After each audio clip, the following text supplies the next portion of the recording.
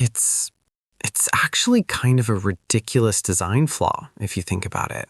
I mean, purely from a productivity standpoint or survival or just general efficiency. We have to shut down completely for what is it? A third of our lives? That's the math, right? If you live to be 90, you spent 30 years doing nothing, just lying there, unconscious, vulnerable.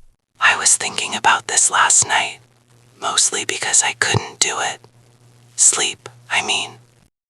I was staring at the little red light on the smoke detector. You know the one. It blinks every 40 seconds or so. And just wondering why my body wouldn't let me do the one thing it supposedly needs more than almost anything else. And it felt strange. Like, why is this the mechanism? If you're a machine or a computer or even a car, you don't need to turn off for 8 hours to work for 16. You might need fuel. You might need maintenance every few months. But you don't need to go offline every single night just to cope with existence. But we do. And the weirdest part is that we fight it. Almost from the beginning. I remember being a kid, maybe 5 or 6, and bedtime was an insult. It felt like being fired from the day. The adults got to stay up and do interesting things, talk about things.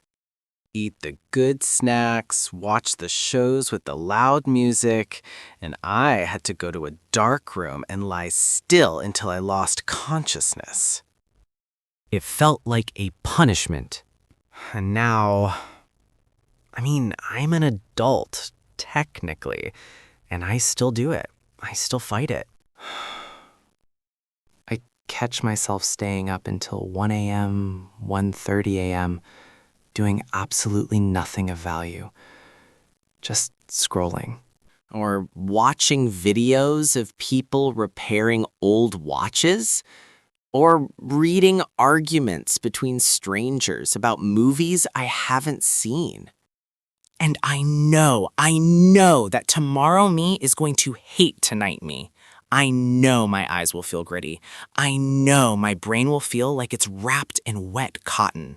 But I stay awake anyway because, well, I guess because being awake feels like having a say in things. Being awake is agency. When you go to sleep, you surrender. You give up the controls. You hand the keys over to biology or the subconscious or whatever the janitorial staff of the brain is called. Maybe that's why we need it. Because we can't handle being in charge 24/7. I've heard the science, obviously. Not the science, but the stuff you hear in podcasts or read in articles with titles like 10 Ways to Optimize Your REM Cycle. They talk about cleaning out toxins, like the brain actually shrinks a little bit. I think that's right.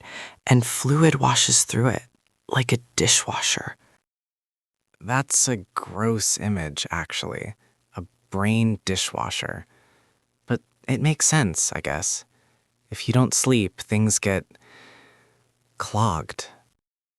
Have you ever pulled an all-nighter or even just a really, really late night?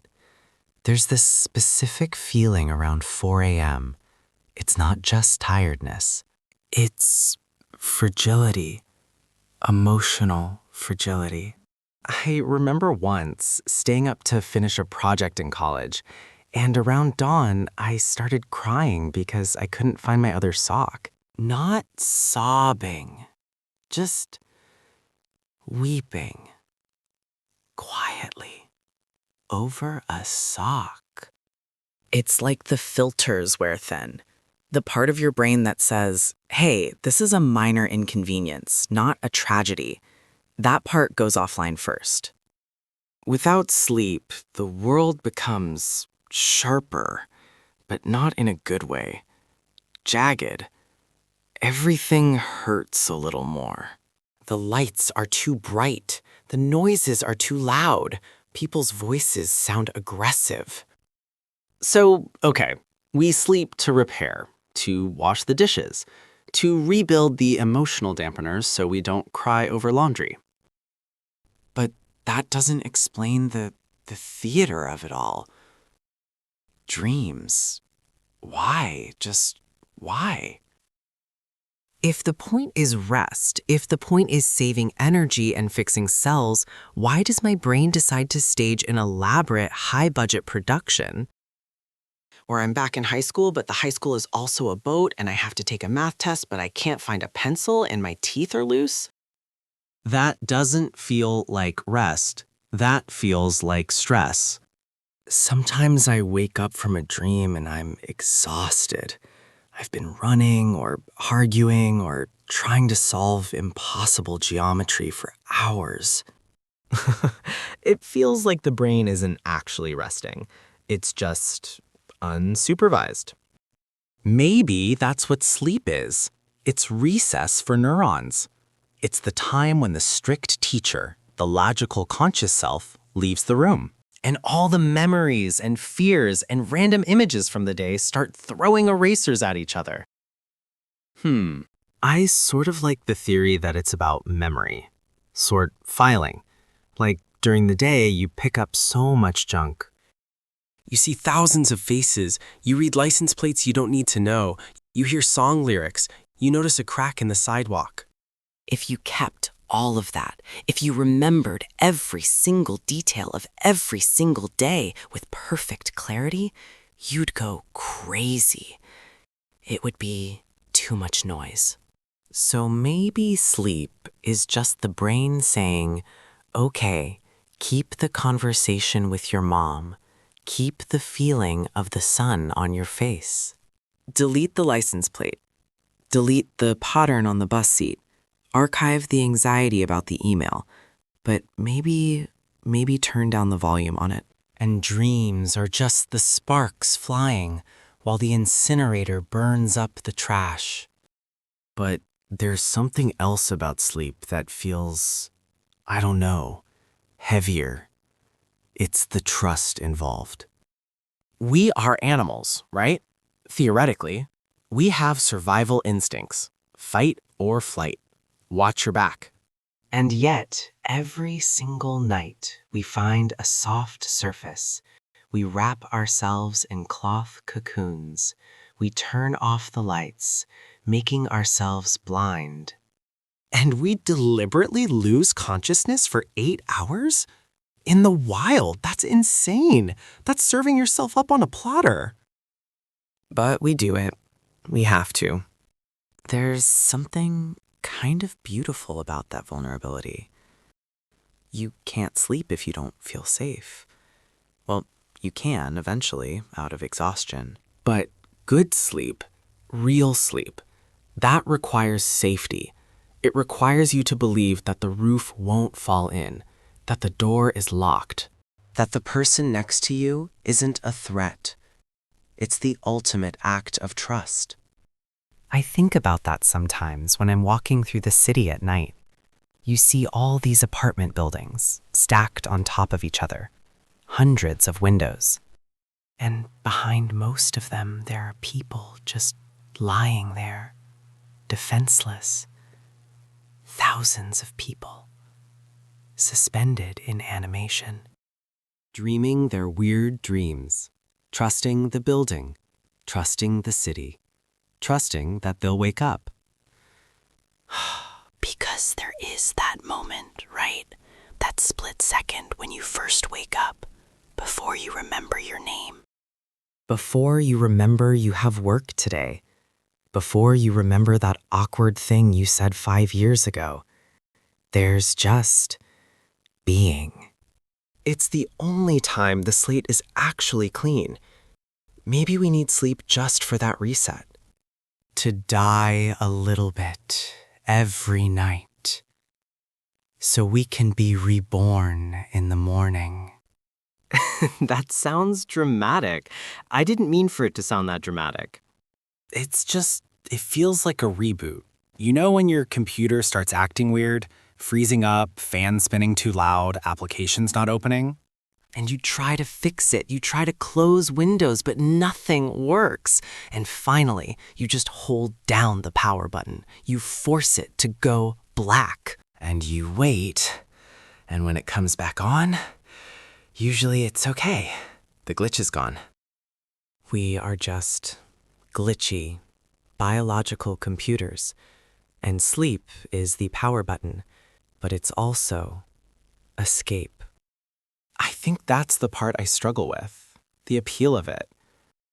Sometimes when the world is a lot, and it's usually a lot lately, Sleep stops being about biology and starts being about absence. It's the only place where you don't have to be you for a while. You don't have to answer questions. You don't have to make decisions. You don't have to perceive time. Time is relentless. It just keeps coming at you, second after second. But in sleep, time folds up. You close your eyes, and 5 minutes later, it's 8 hours later. You successfully time traveled. You skipped the boring part. You skipped the lonely part. I wonder if that's why insomnia feels so lonely. Because everyone else has left. Everyone else has boarded the ship to tomorrow, and you're stuck on the dock, watching the clock tick. and you try to force it, which never works. You can't try to sleep. That's the paradox. Sleep is an act of letting go. Trying is an act of holding on. So you lie there, telling yourself, relax your jaw, relax your shoulders. Don't think about the polar bears. Don't think about the rent. But the more you command yourself to stop thinking, the louder the thoughts get. It's like trying to smooth out water with your hands. The more you slap at it, the more waves you make. You have to just stop, be still. Let the water settle itself. I guess we need to sleep because we aren't designed to be constant. We're not lines, we're waves, up and down, on and off. We need the dark to process the light. We need the silence to process the noise. It's humbling, really, no matter how important you think you are, no matter how busy you are, no matter how much money you have. Eventually, you have to lie down, close your eyes, and go away. The body demands its tribute. And maybe that's good. Maybe it's good to be reminded every single day that we are limited, that we have batteries that run out, that we are soft, organic things that need care. So, yeah.